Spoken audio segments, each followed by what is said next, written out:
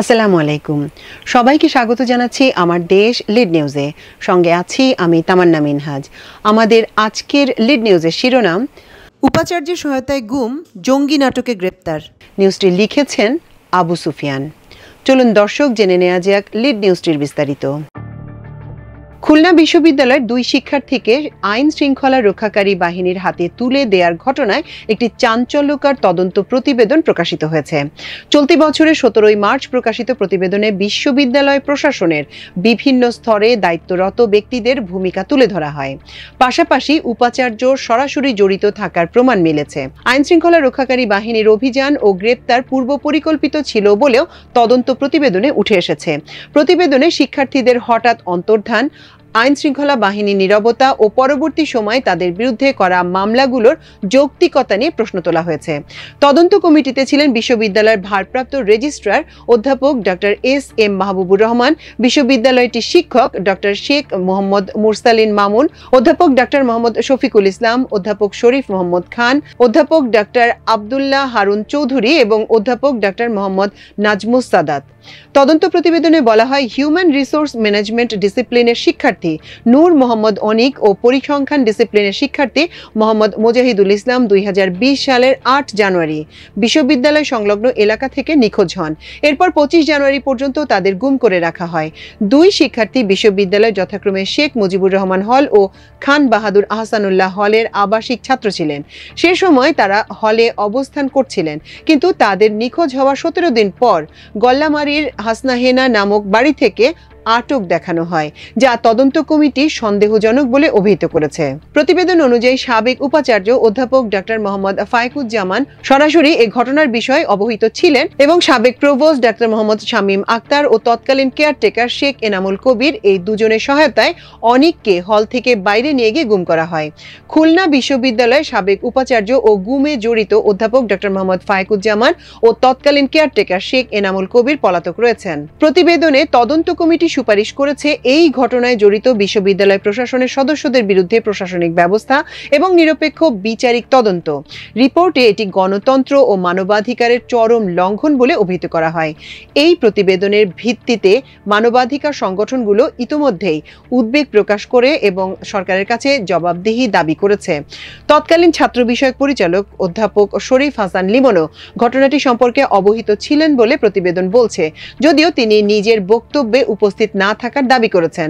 তবে 7 জানুয়ারি গভীর রাতে উপাচার্যের বাসভবনে উপস্থিত হয়ে তিনি সিটিটিসির কাছে দুই শিক্ষার্থীকে হস্তান্তরের নির্দেশ পান, এমন তথ্য প্রতিবেদনে উঠে এসেছে। এই দুই শিক্ষার্থীকে গুমের পর জঙ্গি সাজানোর অভিযোগ তদন্ত কমিটির প্রতিবেদন ও পরিবারের বর্ণনায় উঠে এসেছে ভয়াবহ নির্যাতনের চিত্র। তদন্ত প্রতিবেদনে বলা হয়, তাদের দুজনকে জোর করে স্বীকারোক্তি দিতে বাধ্য করা হয়। প্রতিবেদনে উল্লেখ করা হয়, নূর মোহাম্মদ অনিক ও মোহাম্মদ মুজাহিদুল ইসলাম 2020 সালের 8 জানুয়ারি সকালে হোস্টেল থেকে বের হয়ে আর ফেরেননি। তাদের দীর্ঘ 17 দিন ধরে খোঁজ না পেয়ে পরিবারের সদস্য ও সহপাঠীরা উদ্বিগ্ন হয়ে পড়েন। তৎকালীন শেখ মুজিবুর রহমান হলের তৎকালীন প্রভোস্ট অধ্যাপক ডক্টর মোহাম্মদ শামীম আক্তারের কাছে গিয়ে কেউ কোনো সদুত্তর পাননি। পরে ডিরেক্টর অফ স্টুডেন্ট অ্যাফেয়ার্স অধ্যাপক শরীফ হাসান লিমন জানান, তাদের একটি রাষ্ট্রীয় আইন শৃঙ্খলা রক্ষাকারী বাহিনী জঙ্গি সন্দেহে তুলে নিয়ে গেছে। তবে কোথায় রাখা হয়েছে, কি অভিযোগ তা জানাতে রাজি হননি তিনি। নিখোঁজ হওয়ার পর তাদের পরিবারের সদস্যরা খুলনা শহরের বিভিন্ন থানায় সাধারণ ডায়েরি করতে গেলে পুলিশ তা গ্রহণ করেনি। এরপর 2020 সালের 25 জানুয়ারি গণমাধ্যমে প্রকাশিত খবরে দাবি করা হয়, অনিক ও মুজাহিদকে তাদের বাসা থেকে জঙ্গি হিসেবে গ্রেপ্তার করা হয়েছে, অথচ তারা এর আগে 17 দিন নিখোঁজ ছিলেন, যা এই সরকারি ভাষ্যকে প্রশ্নবিদ্ধ করে। ঘটনার 4 বছর পর 2024 সালের জুলাইয়ে গণ আন্দোলনের আগে শিক্ষার্থীদের সাক্ষ্য গ্রহণের জন্য আদালত থেকে ডাকা হয়। এ সময় এহসান নেওয়াজ সহ একাধিক শিক্ষার্থী আদালতে উপস্থিত হয়ে নূর ও মুজাহিদের পক্ষে সত্য সাক্ষ্য দেন। ফলে তারা দুটি মামলায় জামিন পান। তবে এর আগেই তাদের বিরুদ্ধে 30 বছরের কারাদণ্ড ঘোষণা করা হয়, যা বর্তমানে হাইকোর্টে আপিলাধীন রয়েছে। কিন্তু মামলাটি বছরের পর বছর শুনানির তালিকায় থাকলেও কোনো বিচারক এখনো তা শুনতে রাজি হননি। সাবেক ছাত্র বিষয়ক পরিচালক অধ্যাপক মোহাম্মদ শরীফ হাসান লিমন তার লিখিত বক্তব্যে জানান, 2 শিক্ষার্থীকে গ্রেপ্তারের কয়েকদিন আগে তৎকালীন উপাচার্য ফাইকুজ্জামান তাকে ডেকে পাঠান এবং তার কার্যালয়ে আইন শৃঙ্খলা বাহিনীর একটি দল উপস্থিত থাকে। ওই সময় বাহিনী জানায়, খুলনার বাইরে থেকে সন্ত্রাসী সন্দেহে কয়েকজনকে আটক করা হয়েছে এবং একজন সন্দেহভাজন ব্যক্তি ক্যাম্পাসে যাতায়াত করছে, যার সঙ্গে শিক্ষার্থীদের সম্পর্ক থাকতে পারে। এ সূত্রে তারা বিশ্ববিদ্যালয় 2টি হল অর্থাৎ খান বাহাদুর আহসানুল্লাহ ও তৎকালীন বঙ্গবন্ধু হল সিসিটিভি ফুটেজ মনিটর করতে চায়। ডক্টর লিমনের ভাষ্যমতে উপাচার্যের নির্দেশেই তিনি আইন শৃঙ্খলা বাহিনীর সঙ্গে ওই হলে যান এবং প্রভোস্টদের সঙ্গে আলোচনার মাধ্যমে বিষয়টি এগোয়।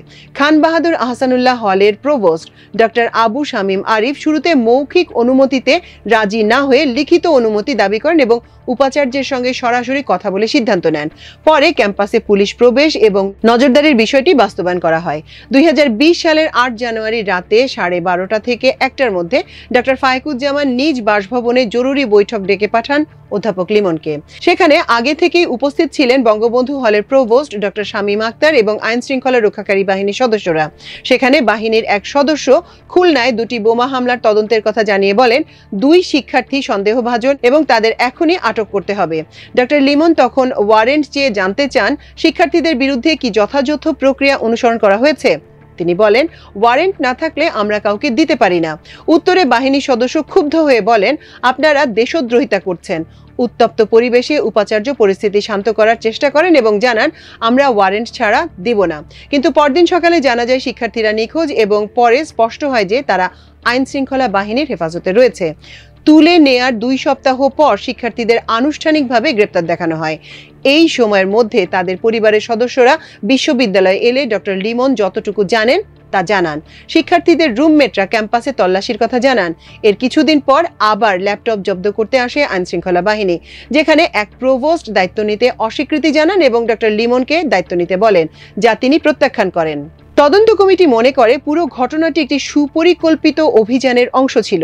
শিক্ষার্থীদের উপর নজরদারি, সিসিটিভি বিশ্লেষণ, গোপন বৈঠক এবং প্রশাসনের কিছু কর্মকর্তার মৌন সমর্থন সব মিলিয়ে এটি স্বাধীন শিক্ষা প্রতিষ্ঠানের চেতনা বিরোধী একটি দৃষ্টান্ত স্থাপন করেছে। তদন্ত প্রতিবেদনে বলা হয় যে ছাত্রকে 8 জানুয়ারি হল থেকে তুলে নেওয়া হয়েছে বলে বহু শিক্ষার্থী সাক্ষ্য দিয়েছে। তাকে 15 জানুয়ারি এক বাড়ি থেকে বোমা তৈরি সরঞ্জাম সহ গ্রেপ্তার দেখানো হয়। এটি বিশ্বাসযোগ্য নয়। মোজাহিদের পরিবার ও সহপাঠীদের দাবি, সে ওই বাড়িতে কখনোই যায়নি, বরং বিশ্ববিদ্যালয়ের হলে ছিল। তদন্ত প্রতিবেদনটিতে আরও উল্লেখ করেছে, বিশ্ববিদ্যালয় প্রশাসনের মধ্যে সমন্বয়ের অভাব এবং কিছু কর্মকর্তার নির্লিপ্ততা শিক্ষার্থীদের নিরাপত্তাকে হুমকির মুখে ফেলেছে। তদন্ত কমিটির সুপারিশে বলা হয়েছে, পুলিশ বা গোয়েন্দা সংস্থার কার্যক্রমে স্বচ্ছতা বা আইনি জবাবদিহিতা নিশ্চিত না করলে এ ধরনের রাষ্ট্রীয় নিপীড়নের ঘটনা আরও বাড়বে। একজন বিশ্ববিদ্যালয় শিক্ষার্থীর বিরুদ্ধে জঙ্গি মামলা সাজানো এবং দীর্ঘ 5 বছর তাকে কারাগারে আটকে রাখার ঘটনায় একটি উচ্চ পর্যায়ের বিচার বিভাগীয় তদন্ত হওয়া উচিত। তদন্তকারী দল জানায়, অনিককে যেখানে আটক রাখা হয়েছিল সেটি ছিল খুলনার পুলিশ লাইন্স ও পরে বগুড়া ডিবি কার্যালয়, যেখানে তার উপর চরম মানসিক ও শারীরিক নির্যাতন চালানো হয়। এহসান নেওয়াজ নামের এক শিক্ষার্থী বলেন, এই ঘটনার শুরু থেকে বিশ্ববিদ্যালয় প্রশাসন দায়িত্বশীল ভূমিকা পালন করেনি। প্রভোস্ট ও ডিএসএ শুধু গা বাঁচানোর উত্তর দিয়ে আমাদের বিভ্রান্ত করেছেন। এমনকি জিডি করতে দেয়নি পুলিশ। পরে তাদের বিরুদ্ধে মিথ্যা মামলা দিয়ে রাষ্ট্র তাদের বন্দী করে রাখে। আমি নিজে আদালতে সাক্ষ্য দিয়েছি, যেখানে সত্য তুলে ধরেছিলাম। এখনো তাদের মুক্তি নিশ্চিত করতে আমাদের লড়াই অব্যাহত রয়েছে। এহসান বলেন, বিশ্ববিদ্যালয় এই গুমের ঘটনাকে আনুষ্ঠানিকভাবে স্বীকার করুক এবং একটি তদন্ত প্রতিবেদন প্রকাশ করুক। এটি ভবিষ্যতে আইনি লড়াইয়ে সহায়ক হবে। আমরা চাই এমন পরিস্থিতি যেন আর কোনো শিক্ষার্থীর জীবনে না আসে। অনিকের বাবা আব্দুর রহমান বলেন, আমার ছেলে সরকার বিরোধী গঠনমূলক সমালোচনা করত। তার একটি ছোট্ট রেস্তোরাঁ ছিল, ফুডি ফ্যামিলি, যেটা স্থানীয় আওয়ামী লীগ ক্যাডারদের চাঁদা না দেয়ায় ক্ষোভের কারণ হয়ে দাঁড়ায়। এরপরই সে গুমের শিকার হয়। তাকে বঙ্গবন্ধু হলের প্রভোস্টের হাত ধরে তুলে দেওয়া হয়েছিল। নূর মোহাম্মদ অনিক নিজেও ঘটনার বিস্তারিত বর্ণনা দিয়েছেন তার আইনজীবীর মাধ্যমে। তিনি বলেন, আমি তখন বঙ্গবন্ধু হলের 312 নম্বর কক্ষে ছিলাম। সেদিন সকালে এনামুল ভাই এসে জানায়, প্রভোস্ট স্যার আমার সঙ্গে কথা বলতে চান।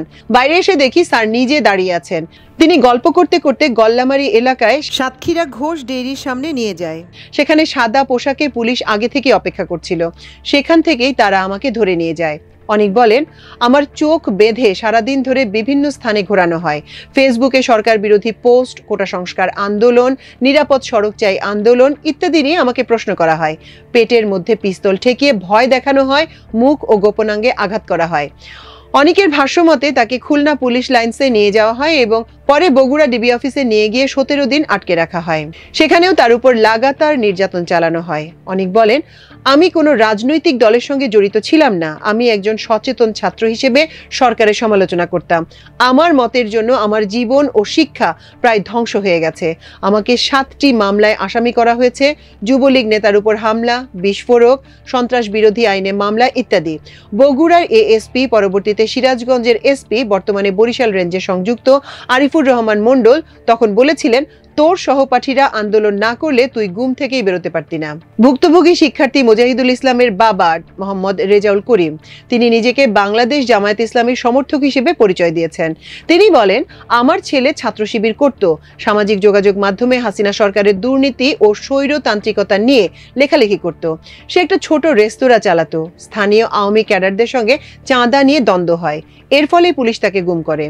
রেজাউল করিম জানান, ছেলে তাকে জানিয়েছেন তাকে বগুড়ার পুলিশ লাইন্সে আটক রেখে অবর্ণনীয় নির্যাতন করা হয়। তাকে ক্রস ফায়ারের হুমকি দেওয়া হয়, শরীরে ইলেকট্রিক শক দেওয়া হয়, ঝুলিয়ে রাখা হয়, এমনকি কাগজে সই না করলে সারা জীবন গুম করে রাখার ভয় দেখানো হয়। তিনি বলেন, আমার ছেলের বিরুদ্ধে ঢাকায়, ময়মনসিংহে ও খুলনার বিভিন্ন থানায় 7টি মামলা দেয়, যার সবই আওয়ামী লীগ অফিসে এবং যুবলীগ নেতা ও পুলিশের উপর হামলার মতো অভিযোগ। রেজাউল করিম আরও বলেন, গুম ও গ্রেপ্তারে জড়িত খুলনার তৎকালীন police commissioner Lutfar Kabir, Bogura DB police super Arif Mondal, অতিরিক্ত পুলিশ সুপার নূরে আলম, উপপরিদর্শক জুলহাস, ওয়াদুদ, সহকারী উপপরিদর্শক মোহন, কনস্টেবল মজিবর সহ অন্তত 20 থেকে 30 জন পুলিশ সদস্য জড়িত ছিলেন। খুলনা বিশ্ববিদ্যালয়ের এই 2 শিক্ষার্থীকে ধরে নিয়ে বগুড়া পুলিশ লাইন্সের ইন সার্ভিস সেন্টারে রাখা হয়েছিল। এই সেন্টারেই তখন বিভিন্ন মতের কিংবা নিরীহ নারী পুরুষ ধরে এনে জঙ্গি বানানো হতো। দেশব্যাপী বিভিন্ন জঙ্গি নাটকে ব্যবহার করা হতো এই নিরীহ বন্দীদের। রাজধানীর কল্যাণপুরের জাহাজবাড়ি জঙ্গি বিরোধী নাটক, পান্থপথে হোটেল ওলিওতে তথাকথিত আত্মঘাতী বিস্ফোরণের গল্প এবং গাজীপুরের পাতারটেকে অভিযান চালিয়ে 7 তরুণকে হত্যা, সব ঘটনায় নিহত বা গ্রেপ্তার হওয়া ব্যক্তিদের বেশিরভাগই কোনো না কোনো সময় বগুড়া পুলিশ লাইন্সের ইন সার্ভিস সেন্টারে গোপন কারাগারে গুম ছিলেন। তথাকথিত জঙ্গি বিরোধী অভিযানের নামে গ্রামগঞ্জের চাষি, শ্রমিক, গ্রাম চিকিৎসক সহ তৃণমূলের লোকদের ধরে এনে এই গোপন কারাগারে রেখে চলত মিথ্যা স্বীকারোক্তি আদায়ের নামে নির্মম নির্যাতন। কাউকে বা তথাকথিত ক্রসফায়ারের নামে হত্যা করা হতো। এই গোপন কারাগারে পুরুষের পাশাপাশি ছিলেন অনেক নারী ও তাদের সঙ্গে থাকা দুগ্ধপোষ্য শিশু। নারীদের দিনের পর দিন গুম করে শারীরিক ও মানসিক নির্যাতন করতেন বগুড়ার এএসপি, পরবর্তীতে সিরাজগঞ্জের এসপি আরিফুর রহমান মণ্ডল ও তার দলবল। পরিবারের পুরুষ সদস্যদের ধরতে নারীদের গুম করার জঘন্য কৌশল ব্যবহার করতেন তিনি। আর পালের গদা ছিলেন বগুড়ার সাবেক এসপি আসাদুজ্জামান, যিনি পরবর্তীতে সিটিটিসির প্রধান হন। সাবেক পুলিশ প্রধান শহীদুল হকের নির্দেশে এটা গড়ে তুলেছিলেন তিনি। তদন্ত প্রতিবেদন বলছে, অনিকের নিখোঁজের সময় তার রুমে কোনো গুরুত্বপূর্ণ প্রমাণ পাওয়া যায়নি। আর মুজাহিদের ক্ষেত্রেও প্রভোস্ট সরাসরি বা পরোক্ষভাবে তাকে পুলিশের হাতে না তুলে দেওয়ার নীতিগত অবস্থান নিয়েছিলেন। 2টি ঘটনায় প্রশাসনের অভ্যন্তরে পারস্পরিক বৈপরীত্য এবং শিক্ষার্থীদের নিরাপত্তা ও অধিকার রক্ষায় অসঙ্গত আচরণ উঠে এসেছে। বিশ্লেষকরা বলছেন, এসব ঘটনা কেবল ব্যক্তিগত নয়, বরং বিশ্ববিদ্যালয় প্রশাসনের একটা কাঠামোগত ব্যর্থতার প্রতিচ্ছবি, যেখানে জবাবদিহিতা ও নৈতিকতা প্রায় অনুপস্থিত।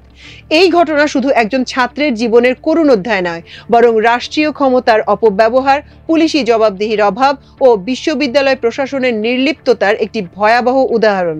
তদন্ত কমিটি ও পরিবারের দাবি অনুযায়ী এই গুম ও সাজানো মামলার পেছনে রাজনৈতিক উদ্দেশ্য থাকলে তা দেশের মানবাধিকার পরিস্থিতির জন্য এক গুরুতর হুমকি। প্রিয় দর্শক, আমাদের আজকের লিড নিউজের আয়োজন ছিল এই পর্যন্তই। আগামীকাল ইনশাআল্লাহ একই সময় একই চ্যানেলে আবারও আরেকটি লিড নিউজ নিয়ে হাজির হব। সে পর্যন্ত আল্লাহ আপনাদের সবাইকে ভালো রাখুন, সুস্থ রাখুন এবং দেখুন, শুনুন, পড়ুন, শেয়ার করুন, সাবস্ক্রাইব করুন আমার দেশের ইউটিউব চ্যানেল ও ফেসবুক পেজ। এতক্ষণ সঙ্গে থাকার জন্য অশেষ কৃতজ্ঞতা। আল্লাহ হাফেজ।